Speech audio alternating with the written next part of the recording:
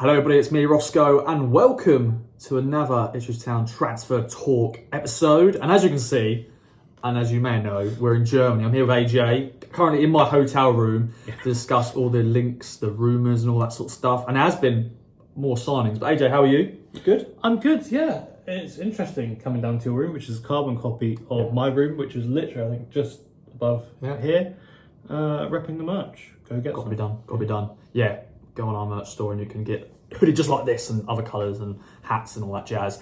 But let's talk about the sexy stuff then, AJ. It has been a sexy stuff signing, the sixth of the window, Conor Townsend, fullback from West Brom, permanent deal, 2-year deal. Thoughts on that one and what else you know about it? Was that hard to say? A sexy sixth summer signing. Yeah, that was a little bit. Oh, that has a nice kind of feel to it, doesn't it? Yeah. I like this one, really, because it's exactly what Town needed, and I thought this could have been a position that maybe dragged on a little bit more to the end of the window, where there are clearly areas that are high priority. They want to get a midfielder, they want to get a winger. There'll probably be one or two more areas within kind of the starting lineup that they might want to strengthen. We've spoken about strikers, another midfielder. There's so many different things that they'll probably want to address before the big kick-off against Liverpool. But you can't just ignore the fact that you need good cover in every position. You need natural cover in every position. Kieran McKenna mentioned this.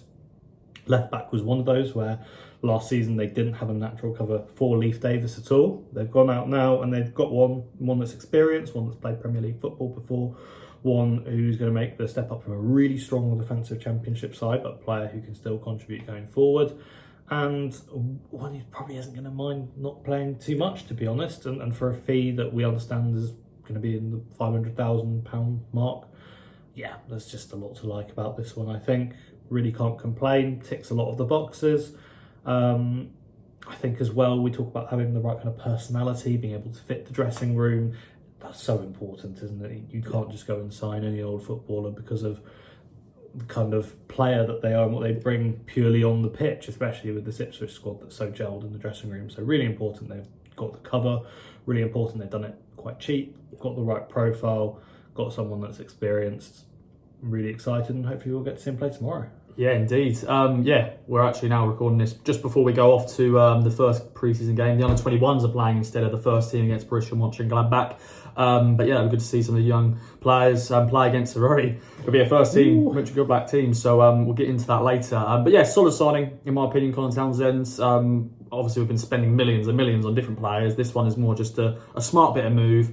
He may not play many minutes, but I'm sure it'll be good for the dressing room and just adds that little bit of backup for Leif Davis. So Conor Townsend, sixth signing of the summer. And AJ, we've got another transfer saga. We had the Jaden Philogene transfer saga early in the window. Now it's Sammy Szmodic's time. Blackburn Rovers forward. Obviously scored a lot of goals last year for a very struggling Rovers side. I think it was at 27 goals, something like that. I think or 30 altogether in all competitions. So he did score the goals for them. Obviously got connections to Colchester and Peterborough, used to score against us for them.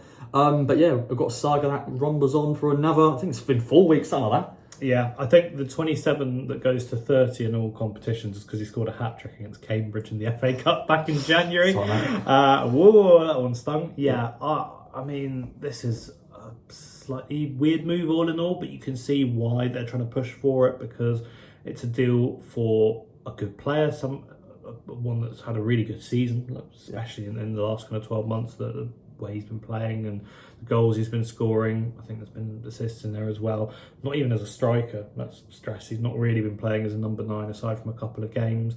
And Town will want homegrown bodies, they'll want extra depth, and it's probably a sign they can get done a little bit cheaper than maybe some other players who've gone and bagged 27 goals at a decent level, because Sammy Szmodic's age, I think he's 28 now, doesn't really fall into the profile of what an Ipswich Town signing is. You know, the key age is going to be probably between, well, essentially under 26 really, but Kieran McKenna wants this kind of core group that's going to be somewhere in the 23 to 26 mark, that they can then grow and develop, become good assets, and then can be sold on if they need to, or at least keep developing and keep pushing this club forward, as we have seen over the last few years.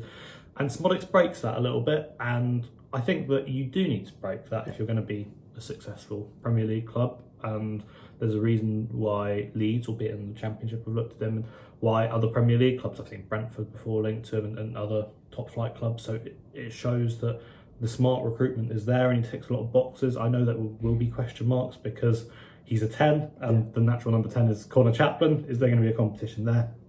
He can play on the left, so the versatility is good. Obviously, before last season, his career was probably starting to, it felt like it was fizzling out a little bit. He was excellent at Colchester, then had, was it the move to Bristol City had after that? That went horribly, pretty much. Then ended up going to Peterborough. Scored against us all the time. He played well. I mean, let's be honest, he played really, really well. In League One. League One for Peterborough, but there was still always going to be those question marks over the Championship. He always did well at Blackburn, but it was last season where things kind of all fell into place. And I feel like he's one of those players that you look at thinking, oh, he is an Ipswich Town style signing. Like if you'd said 3 or 4 years ago Ipswich will sign Szmodics, you would have believed it because he's a local, like, and all those different kind of things. It just was a little bit bizarre now that they're in the Premier League and going to sign him. So negotiations ongoing as far as we're aware. That was the last that I heard earlier this week, is that it's the most advanced of the deals that they want to do, because obviously they're spinning a few different plates at the same time, but they're pushing for this one to get it done. Blackburn, as we might remember from the Sam Gallagher saga back in January, he's joined Stoke now. Yeah, he's joined Stoke. Are firm negotiators, let's say. So they originally wanted 20 million. They're not going to get 20 million, let's be honest. I think Town started off with 6 million, probably be higher than the 6 million. It's about finding a middle ground, but this is a move that Szmodics wants to move closer to home. I think there's a few things that he said about his wife wanting to be nearer to Essex again. So it makes sense for him, probably makes sense for Town in a lot of ways, and hopefully one they can get done soon, because I don't think the numbers are that great, which Kieran McKenna's mentioned before. It's a bit of a thin squad at the moment. So yeah, watch his space with Sammy Szmodics. Szmodics. Easy for me to say. I'm sure it's not even that difficult to say, but yeah, that is the other link. Then we've got the final link of today's episode, and that is Wilson Odobert of Burnley. Obviously played for them last year in the Premier League. Obviously he's a Frenchman. He's playing Olympics at the moment. I don't know if they're still in the Olympics. No, good. There should be. Have you been able to follow the Olympics? Not really. I've been watching some of the other events, but football I haven't really watched. I have it on in the background a bit. Some of the Euros. Yeah. We've gone really off on a tangent. Yeah, archery, a lot of archery, boom. Yeah, and a lot of archery, boom. But yeah, Wilson Odobert then, my friend. What do you know about this one? Yeah, this is a link that came from Pete O'Rourke earlier this week. I can't remember what the site is for that. Football Insider? Football Insider, yeah, that's right. Sorry, having a slow morning today. Yeah, so there's a link that came from there earlier this week, chased it up, and yeah, it is a player that is of interest to Ipswich and a player that's of interest to Kieran McKenna, and you can understand why, because again, you've got the versatility, you've got the age. I think he's 19, 20, I think he's 19 at the moment, so really, really young, signed from France last summer, has come from PSG's academy. His versatility ticks boxes because he can play on the right and on the left. Burnley obviously had a 4-4-2 last season, so a slightly different system. Then occasionally also played up front in a 2 as well. I don't think his goal scoring record was brilliant, but you're throwing a 19-year-old Frenchman into the Premier League, it's not going to be great. Still, 3 goals is still contributing to a Burnley side that were relegated, and that's really good to see. And he's got Premier League experience, and that is what Town are lacking as well. You know, he's not going to be terrified of coming up against Manchester City or Manchester United, Liverpool, etc., etc. He knows exactly what to expect from all of those games, which is good. So yeah, one that they'll push to try and do by the sounds of it. Though I think they're yet to make an offer, as far as I'm aware. But it's going to take a lot, because Burnley rate this guy highly. I know that they let Muric go pretty cheap, let's be honest. I forgot to mention that. Yeah, we've already done a deal with Burnley. So exactly. Yeah. But this one, I think you'd be looking at 20 to 25 million based on what Burnley would want. Potentially there's room for negotiation there if he wants to leave, things like that. But you can see why they'd want to keep him in the Championship, because I think he'd be an excellent player. And if he has a good season in the Championship, who knows what his worth would be in 12 months' time. Or Burnley could go straight back up. Exactly. So we shall see. So that is the final link of today's episode so far, what we know of. Let's talk about a departure, though. Corrie Ndaba, AJ, has gone to Kilmarnock on a permanent deal. I think this was always going to happen. I think there was other clubs interested. I think Chesterfield, I think Hibernian were interested as well. But good for him to find a club permanently. Yeah, and one that he knows as well, because he was there on loan last season. the unfortunate bit for him is obviously Kilmarnock had pushed to get this one done early doors before their Europa Conference League qualifier against Cercle Bruges. Yes.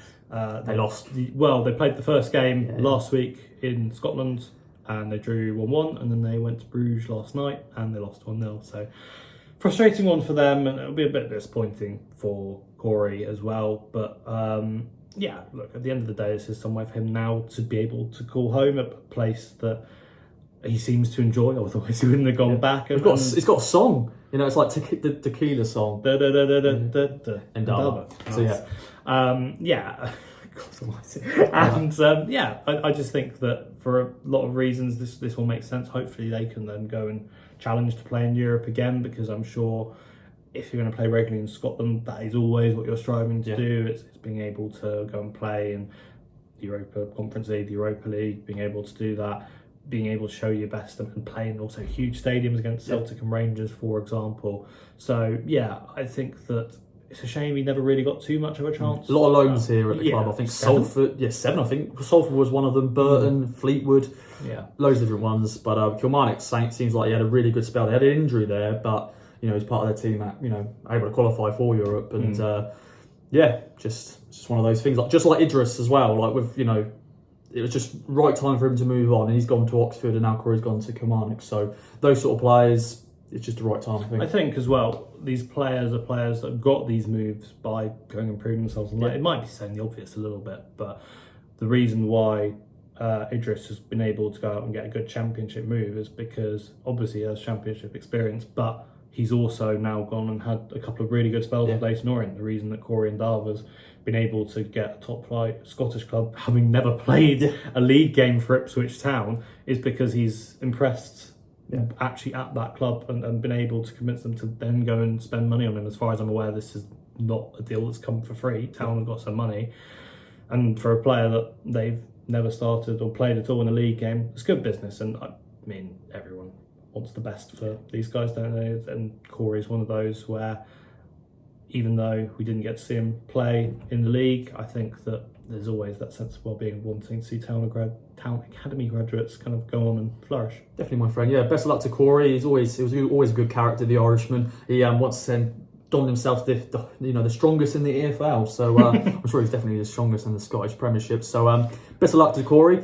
Final bit of business, AJ, is some good news. Sam Morsy has signed a new deal.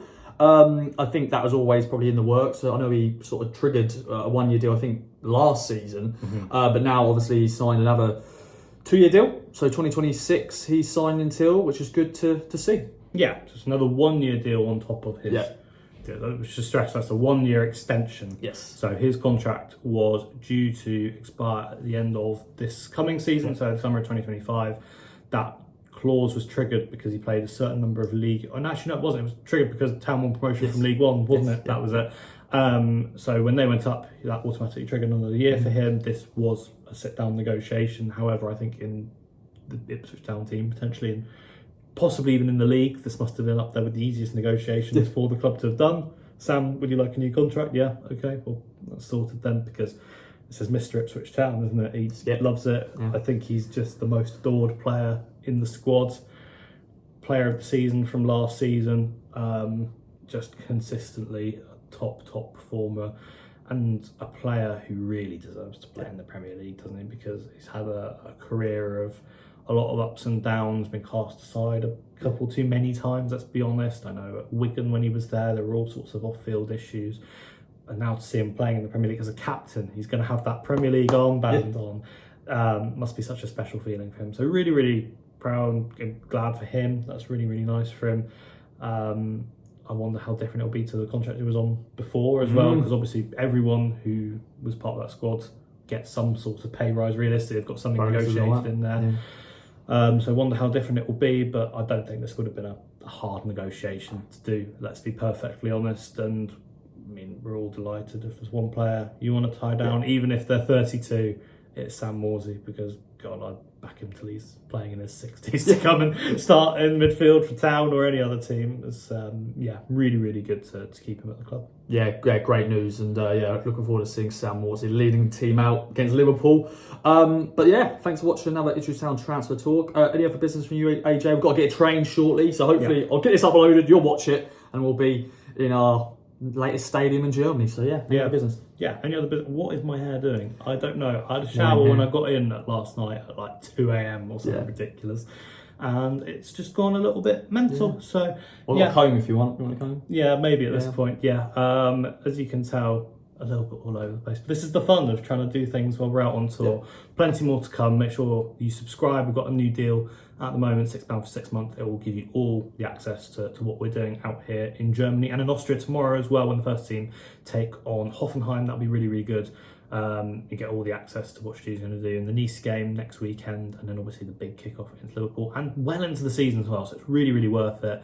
Make sure you go subscribe. It's a really good time to do it. Go get your merch, as I said. Do your usual plugs. Not anymore. Just thanks for watching as always, and check out all our behind the scenes stuff.